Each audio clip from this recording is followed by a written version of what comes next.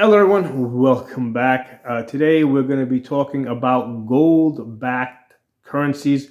Does it make any sense? Does it solve any problems, or does it just like shift or disguise the problems, or do you really have the same problems under just a different label? Okay. So we're going to look at um American history. Okay. And we're going to go back to 1933 when FDR, one of my least favorite people, okay, issues Executive Order 6102, forbidding American citizens from owning more than $100 worth of gold or 5 troy ounces. Okay, American citizens have to surrender their gold to the U.S. government, and the government set the price at $20.67 per troy ounce, at a time when the market value was $26.33. Okay, so you had to sell your gold to the government below market price. Okay, so that's the first problem that you're running into. When you try to have a gold-backed currency. Okay, the government can pass laws as to who can have gold, who can keep gold, what the price of gold is. Okay, so what happened is after the government collected all the gold, a year later they reset the price to $35 per troy ounce. Now, the reason why this is significant is because the Federal Reserve Act of 1913 said that American money had to be backed by 40% gold. Okay, so by collecting the gold at $20.67, and then a year later raising the price to $35, they're able to basically print more money. Okay, so first of all, this was never a one-to-one ratio, right? It was 40%. Okay, and again, why 40%? Because the government can do whatever it wants. Okay, they could change that ratio to whatever they want. Okay, and usually when it comes to stuff like this, the different political parties usually don't have too much trouble coming together and agreeing to print more money. Okay, we see this today in the form of raising the debt ceiling. Okay, now the other issue that we have here, right? So we got the issue of government sets the price. We've got the issue of government setting the gold to dollar ratio. And then we've got issues of, okay, who's going to audit the government? Who's going to check the government to see that they have the gold that they say they have, and that they're actually keeping the dollar to gold ratios that they're supposed to keep. Okay, so who's going to do all that? Okay, now, by the way, this arrangement lasted until 1973, when what I believe happened at that time. I think it was during the Nixon years. France demanded payment in gold because that was the way this was originally set up. That countries around the world could demand that their currency reserves and U.S. dollars could be converted into actual gold that the U.S. would deliver. Well, when France called the United States on that bluff, they came off the gold standard. Okay, and then what happened is in 1973, Ford made this deal with Saudi Arabia where he put us on the petrodollar. Okay, so basically what happened was that we came off the gold standard, or the so-called gold standard that really never was, and the deal was that Saudi Arabia would only sell oil around the world in U.S. dollars. So all the different countries around the world had to have U.S. dollars in order to buy, oil. Okay, so they had to hold U.S. dollars, and that ended. I think it was June 9th of this year. So now that deal is gone, and countries around the world have less of an incentive to hold U.S. dollars. Okay, so anyway, let's not go. Let's stick to gold. Okay, I've talked about the petrodollar in a different video. Let's talk about gold here. So a couple of issues. Again, the issues: government sets the price of gold, government confiscates the gold, government gets to set the ratio of gold to dollars, and government decides if and when they're going to allow you to audit them or check them. And it's not just a matter of looking at the gold, and you also got to look at all the dollars that are in circulation and make sure that that ratio is being adhered to. Okay, so the reality is that the United States was never really on a gold standard. They just made it look. They just gave the impression that they were. So what I want to do now is I want to kind of go back to the beginning, right? How is a gold-based system supposed to work, okay? So the idea here is let's say I have gold, okay? And we're going back to like Florence, Italy, sometime between, I think, 1100 and 1300. I don't remember the exact years. Maybe sometime between maybe 1200 and 1500, someplace around there. I don't remember the years because it's really not that important. But we start seeing the rise of these bankers in Italy, who were really basically they were basically places where you could store your gold. Okay. So the first thing you needed was gold, right? You had to have gold, and there's only two ways that you're going to get gold, okay, during the Middle Ages, right? Basically, you either have a gold mine, right, your own land with a mine on it, right, and you have like peasants that you can send into the mines to mine that gold, right? And they gotta be peasants because this is very hard, dangerous work, okay? The Romans had gold mines in Spain. And the people that mined the gold were usually like, war slaves that the Romans essentially worked to death in the mines, okay? Because you had different levels of slaves. The slaves that made it back to Rome, they became the house slaves. They tended to be treated a little bit better. A lot of times they even ended up marrying into the family and becoming part of the family over a long period of time. The slaves that were in the fields, again, away from the battlefield, closer to home, they got treated a little bit better. Not as good as the house slaves, but the field slaves got treated better. The slaves that were in the mines, like far away, they were basically expendable. Okay? And the closer the slaves were to the battlefield where the slaves were created, the less valuable they were, because you could always make more slaves. You could always collect more slaves faster if they're close to the battlefield. So the Spanish slaves, they were worked to death. Okay, so the first thing you got to have a gold mine, right? And you got to have slave labor to mine the gold, or you've got to have an army, right, where you can raid places and steal gold, right? Like for example, during the Crusades, a lot of basic gold came back from the Middle East into these banks of Italy, right? So that's another way that you collect gold. The Vikings, for example, they raided monasteries to take gold. By the way, that wasn't the primary business, right? A lot of people think of Viking raiders as their primary business being collecting gold. Their primary business was the slave trade. Okay, they would attack Northern Europe, collect slaves, go down to the Middle East, and sell them there. Okay, that was their primary business. But when they could get gold, they would get gold too. Okay.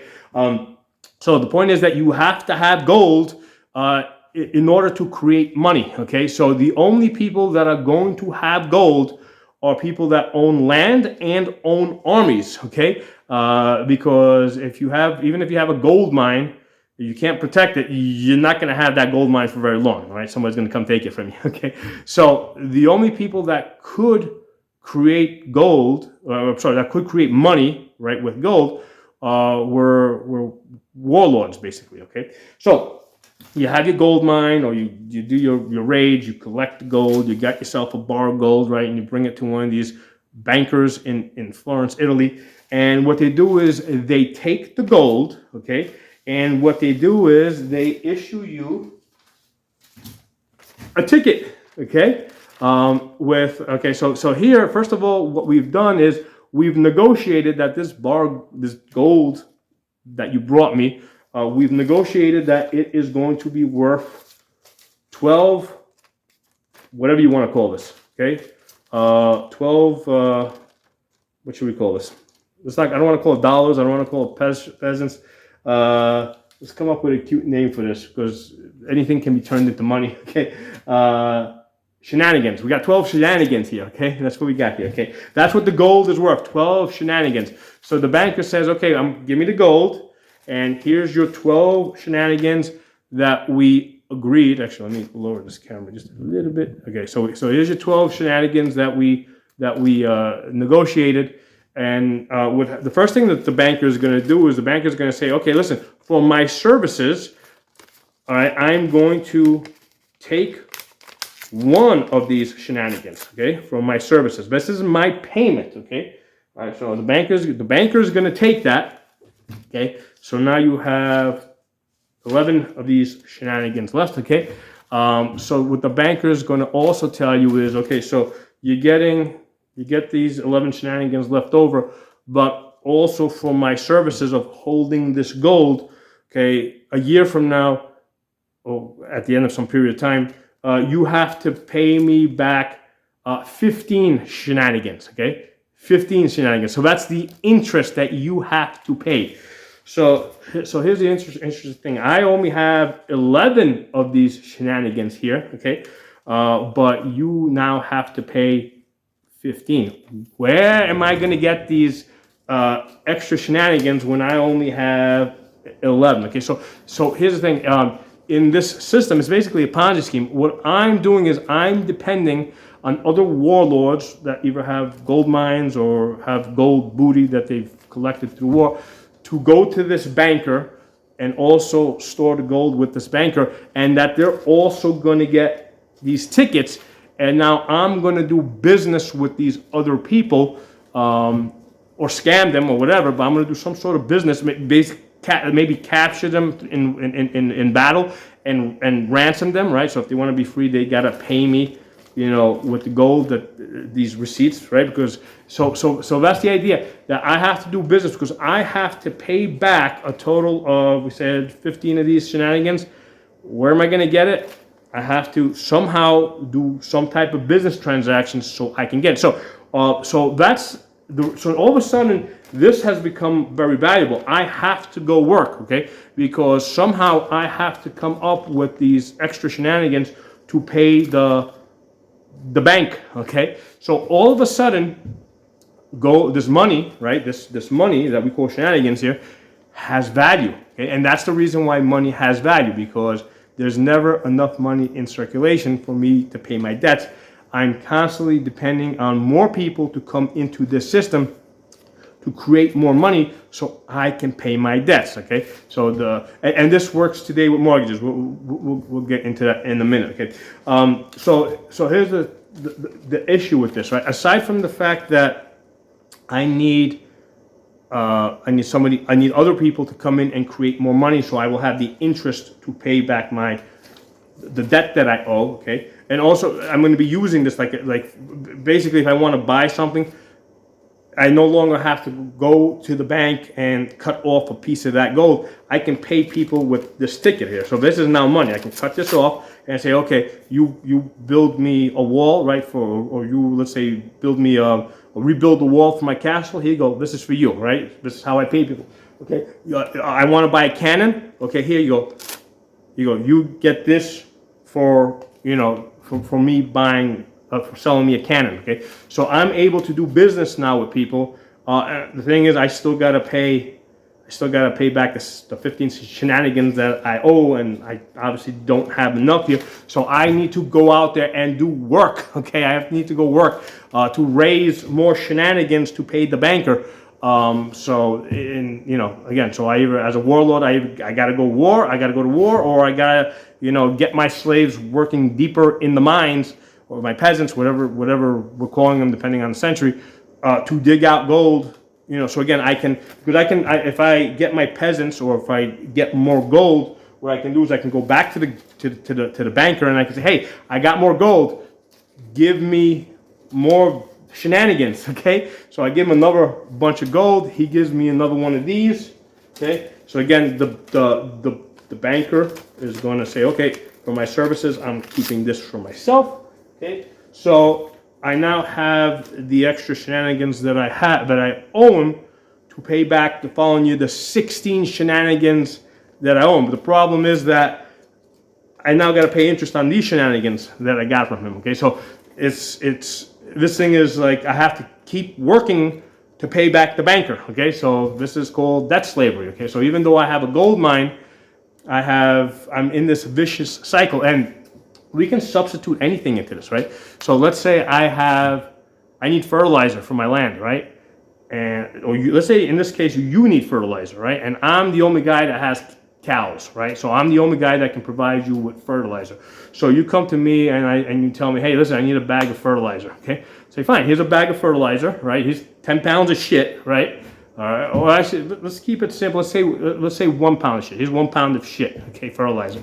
But next week you gotta pay me back 2 pounds of shit. Okay. So the following week it's like, okay, shit, I owe this guy 2 pounds of shit. I don't have it. Hey, can I borrow 2 pounds of shit from you? And I'm like, sure. Here's 2 pounds of shit. The following week you gotta pay me back 4 pounds of shit. Fine. Okay. So the following week you owe me 4 pounds of shit. You don't have it. Okay. So what are you gonna do? You're gonna borrow it from me. And the following week, you owe me 8 pounds of shit, okay? So you're gonna spend the rest of your life working for shit now, okay? Because you're never going to have enough fertilizer shit to pay me back because of the interest that I keep adding on, okay? So that's how interest works, and that's why money has value, right? Because you always owe more money than you're ever gonna have, right? As long as you're in this debt cycle. Okay, so that's how money was, or gold money, right, or gold-based money was originally designed, right, in the banks of Florence, Italy, and that's what it was. It was just little receipts that represented the gold that you had deposited with the banker, so now if you wanted to trade with people, you no longer needed to use the gold that the banker was holding. You can use pieces of this receipt that they gave you, right? Because you really didn't have an interest in getting back the gold, right? What are you going to do with the gold? You needed these things to do business with, okay? So you could keep basically digging up this gold and giving it to the bankers, and they could keep printing up these things and giving it to you. Now, one of the issues here is that, remember how I said that the banker, for doing this, okay, you had to pay them one of these shenanigans up front, just for facilitating this deal, right? And then you had to pay them back the interest. But here's the other thing: the banker is in the position to print up all the shenanigans he wants, okay, and he doesn't know, you don't know how many people out there he has given these receipts to, these shenanigans to. So what he can do is he can basically print up a batch of these, right? And if he needs a new roof on his house, or if he needs to pay his soldiers, he's not putting up gold, right? He's just printing these things up, and he's handing these things out, and essentially now, even though he never put in gold, he's benefiting from this system, by getting people to work for him and just giving him paper, right? You had to actually put up gold. You had to go to war, or you had to get people to send people into the mines. You had to capture and send people into the mines, right, in order to dig up this gold, or go to war. The banker didn't have to do that, right? Because you're playing his game. He's running the game. He's in the position to print up as many of these shenanigans as he wants, and you're not even going to know that, right? Because you don't get to audit him. You're never going to know how many shenanigans are out there in circulation. All you know is that you give him gold, he gives you these little shenanigan receipts, and you're able to use this to go and pay people. Okay, but the banker's just printing this up. Okay, so That's how a gold-based system originally worked in Florence, Italy, when it was originally designed. Okay, so from the very beginning, from its inception, you had this problem of, first of all, the banker is setting the prices. The banker is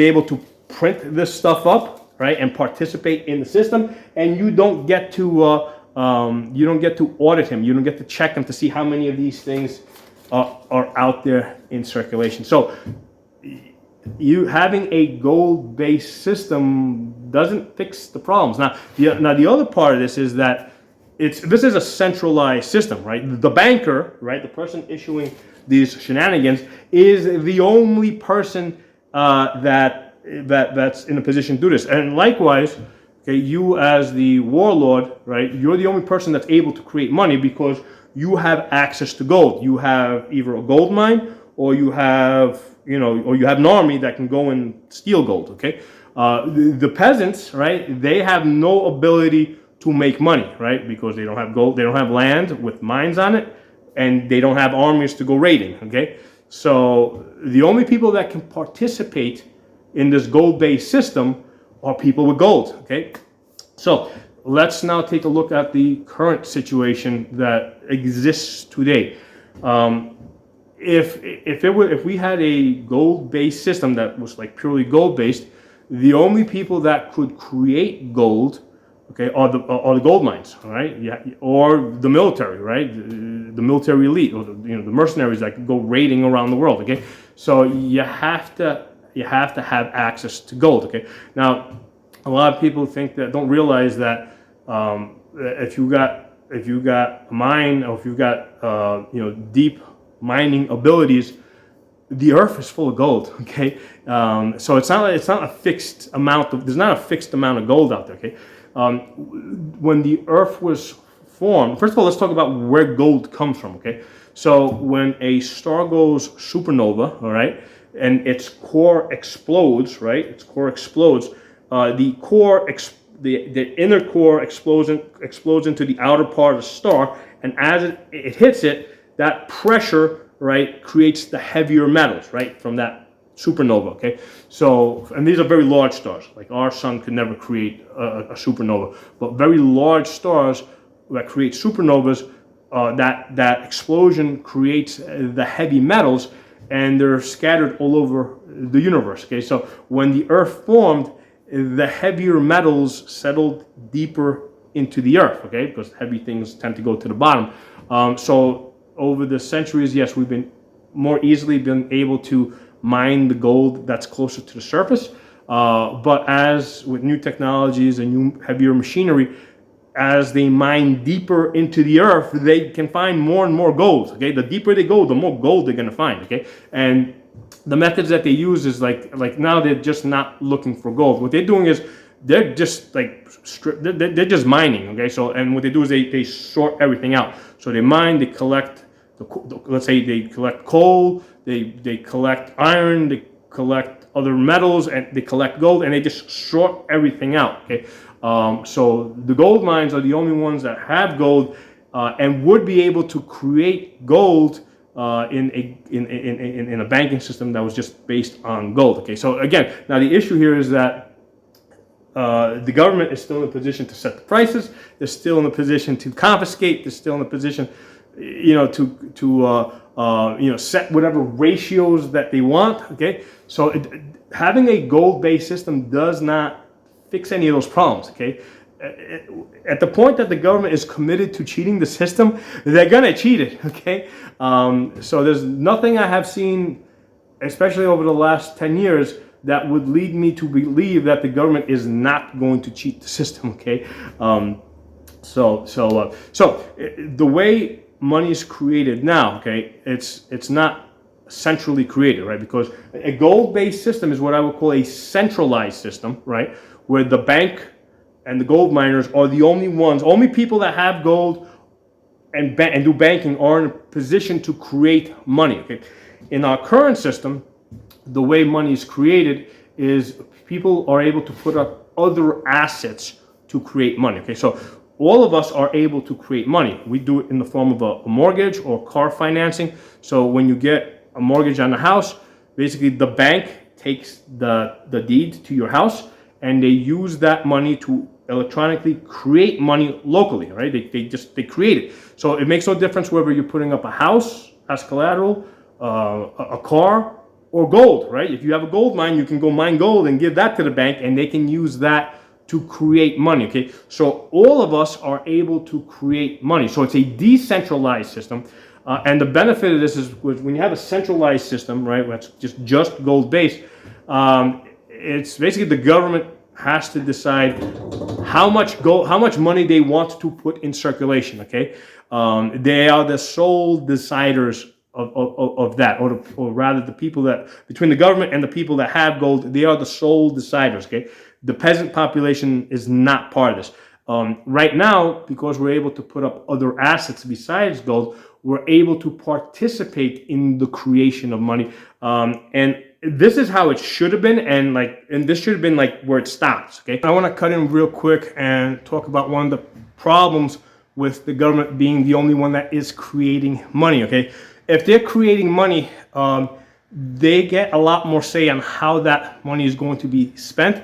So they are, for example, in a position to say, hey, we want to fund this industry, but we don't want to fund that other industry, and we don't want to fund that group of people, so we're not going to do business with them. Or they have to do the things that we want them to do the way we want them to do it. Okay, versus if money is also being created in the private sector, right? I can do business with whoever I want. So if, let's say, I get a mortgage on my house, bank creates money for me, I'm in a position to say, hey, I want to spend money on this industry or on that industry or on this group of people, that group of people. Okay, so right now we have a system that is, at least half of it is decentralized. The government creates a large portion of the money, but the private sector also creates a large portion of the money. So at least we have some control over what money is being created and how it is being spent. If the government was the only one that was creating money, they would have a lot more control over how that money was being spent. Okay, so let's continue.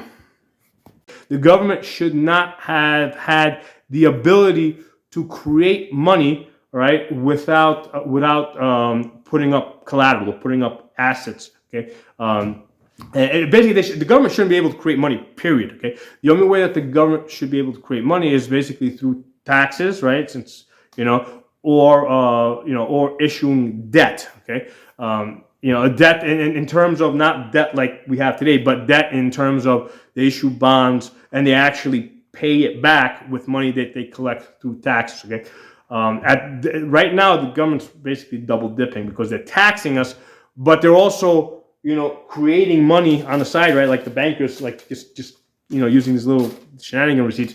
The government is also creating money on the side, so they're double dipping, right? At least if they're gonna print up money, they shouldn't be taxing us, right? So it's not fair that they're doing both. They're taxing us and they're printing up money. Okay, so going back to how money is created, we are all individually able to create money.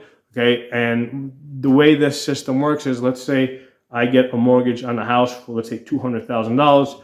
I owe $300,000, right? Because I got the mortgage plus the interest, right? So the bank gives me $200,000. I have to pay back the bank $300,000, and everybody, let's say this year, let's assume everybody's doing is borrowing the same amount.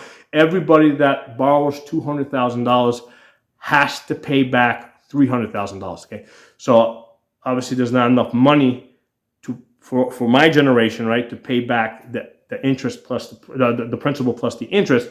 So we depend on the next generation to come in and create money, right? So next year, more people have to come in, take out mortgages, so that I can do business with them, okay? And I'll have the money to pay back the principal plus the interest, okay? So this is how our system was designed to work.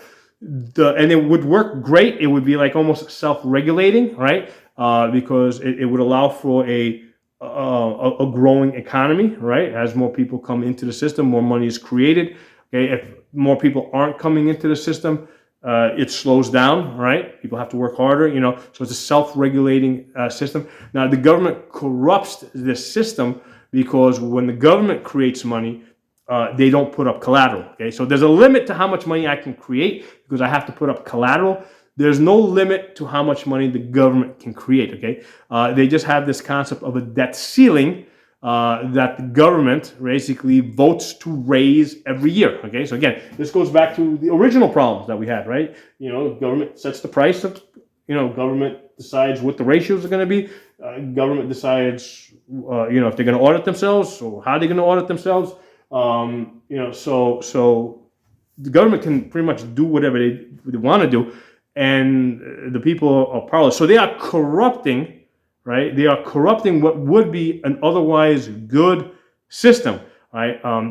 So when the government prints money or electronically prints money, they're not putting up any collateral, okay? And they're only limited by the debt ceiling. And the problem is that they're participating in the same system that we are in. So in effect, what they're really doing is diluting the money, okay? So this is no different than when the bankers in, 15th century Florence, Italy, would just like print up some of these extra receipts and, just use these to buy stuff and pay services, even though they never actually put up gold into the system, right? They're the money printers. They can print up these receipts. So government's doing the same thing. So what's happening is when the bankers in Florence, Italy were printing up these receipts, okay, they were diluting the money. In essence, they were taxing everyone, right? Because by them printing up money, they're diluting the existing money, they're reducing everybody's buying power, they have taxed everyone. So the government's doing that to us here today. They're part of this system. They don't have to put up collateral. They can, every time they print money electronically and they spend it, okay, they're creating inflation, which is reducing the buying power of our money, okay, which is basically a tax, right? They're taxing us through inflation, okay? And that's no different than if, let's say, they're forcing you into labor, okay? It's the same thing. You're being taxed, okay? Doesn't matter if they're taking money from you or forcing you into labor. You're being taxed, okay? It's just a different type of a tax, okay? So I hope you guys, I hope I've been clear that just trying to switch over to a gold-based system doesn't solve any of the problems when the bankers and the money creators, right, are willing to just print up these little shenanigan receipts and sneak them into the system and dilute the money. Okay, this has been a problem from the very beginning. I mean, the Romans, they didn't have these little receipts. They actually had they actually used gold coins. But what they would do is they would mix in other metals into their gold coins. Okay, so they would again dilute the money that way. Okay, so the people that create money are sooner or later they're going to be tempted to cheat the system. Actually, let me see if I got a coin on me somewhere. I got to show you guys something. I got a coin in my pocket. So if you look at a coin, here you go. I got a quarter here, right? So if you look on a quarter, and you'll notice these little lines over here. I don't know if this camera's going to be able to focus well enough on these lines. If you look on a quarter, you're going to see these little lines. Let's see if I can get it to focus. Yeah, it's a quarter. See those little lines on the edge of your corner? Well, the purpose of this, right? Because if this was a gold coin, right, what I would do is I would take out my knife, and I would basically shave a little bit off the edge. Okay, and I would do this to all my coins, all my gold coins, and and I would I'm diluting the value of my gold coins. So part of the tradition of putting these little lines here on the edge is to prevent people from shaving off the edges of the coins. Okay, so that's why you got these little lines on your coins over here. So this is going back to like ancient times, man. People will find ways to dilute money. Now, one of the questions that somebody had asked me in the comments of one of my other videos, like, what do I think about Bitcoin, right? And listen, does it It doesn't answer any of these problems, right? Who's creating this Bitcoin money? Okay, what are the ratios? Who's auditing it? How much is in circulation, right? If you, because essentially what's happening if you buy into Bitcoins, right? And first of all, they're setting the price, right? Where they, how many of these Bitcoins are you going to get per dollar, right? So they're setting the price, and what's to prevent them from creating more Bitcoins and pumping them into the system as a fee to themselves, right? So it does, or what are the ratios, right? Are they actually keeping it dollar to dollar? So it doesn't solve any of these questions, right? Just by going from dollars to shenanigans to Bitcoins, the people that create the money, are in a position to cheat the system, right? There's just nothing that you can do about it. So the answer to some of these questions, Bitcoin doesn't answer these questions. Trying to have some of, like how about euros, where you have, like, let's say a whole bunch of countries that are all kind of supposed to audit each other. Again, the bankers, the people in charge of this, they can collude to cheat the system. What about, like one of the things I like real estate, because obviously there's only so much land out there. It's kind of hard to cheat the land, but what they'll do is they'll just tax the shit out of you. Okay, so that's what they typically do with land. The problem with land or large, immobile, heavy assets is that you can't move them, you can't hide them, so that's one of the problems. Now, how about actual gold, right? Like gold. I mean, there's almost, now here's the thing, you kind of get back to one of the original problems that they had with gold. If you've got gold, you got to be able to protect it. Okay, so how much gold can you actually store? Before you get into a situation where you got too many eggs in one basket, right? And if somebody just takes it away from you, right? First of all, the government could take it away from you again, So it doesn't solve all your problems, right? And then you also get into issues of valuation and who you, like. Let's say you need to buy eggs or something, or you need to, let's say shit hits the fan and you need ammunition, right? You need guns, you need ammunition, and you come to me with a bar of gold. I'm going to tell you, stick the bar of gold up your ass. Right now, I need food, I need ammo, I need other stuff. I need oil, I need gasoline.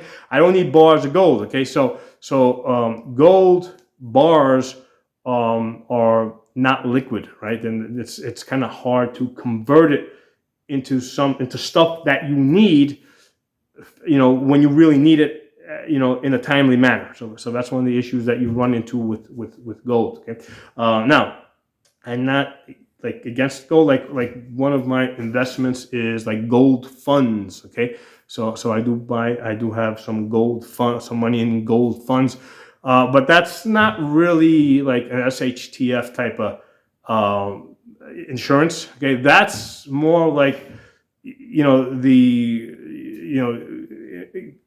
things continue kind of the way they're going and the dollar keeps losing value. So, you're losing less value if you have, let's say, a gold fund or some other type of a fund, or, so that's not, but if everything just goes to shit, again, the same thing with these gold funds, right? Again, they're in the position, you run into the same issue. Like, first of all, you don't have actual possession of the gold.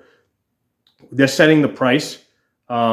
They're able to set the number of shares outstanding to whatever they want. Okay, and in fact, companies do this all the time with their shares, right? Because when you're buying shares in the company, right, company issue stock, you're buying shares, right, and as the company does well, right, you expect your share price to go up. But a lot of people don't consider the reality that as the company does better, companies can print up more shares and pump them into the market, right? So that's one of the ways that companies, when they're doing well, make more money. They issue more shares, just print up more shares and just issue them, and that is actually a non-taxable transaction. So companies can issue more shares, make a whole bunch of money, and the tax law is that in most cases they don't have to pay taxes on that because it's raising capital. That's how it's, the tax laws are written. So anyway, again, it comes back to what I originally said. If you're not in a position if you don't have gold mines, and if you don't have armies, you're going to get screwed by the people that have gold mines and have armies. Okay, so drop some comments. This is just stuff for you guys to think about. Main point of this video is that gold or gold-backed money is not necessarily the answer. It wasn't in the 1500s. It's because they were cheating it. They can cheat it again today. Okay. So drop some comments. Let me know what you guys think. If you learned anything new, please let me know. If you got any additional stuff to add, please let me know, because I don't pretend to know everything. My background is accounting. Okay. But the stuff that I learned in accounting school is not this. Okay. This is stuff that you have to dig beneath the surface. My background allows me to dig and see things that maybe other people may not see so easily. Okay, so that's what my background allows me to do. It allows me to look into this stuff and kind of like be able to see, past the smoke and mirrors. And so anyway, drop some comments. I'll talk to y'all soon. Oh, by the way, this over here, the total number of US dollars in the world, 25 trillion.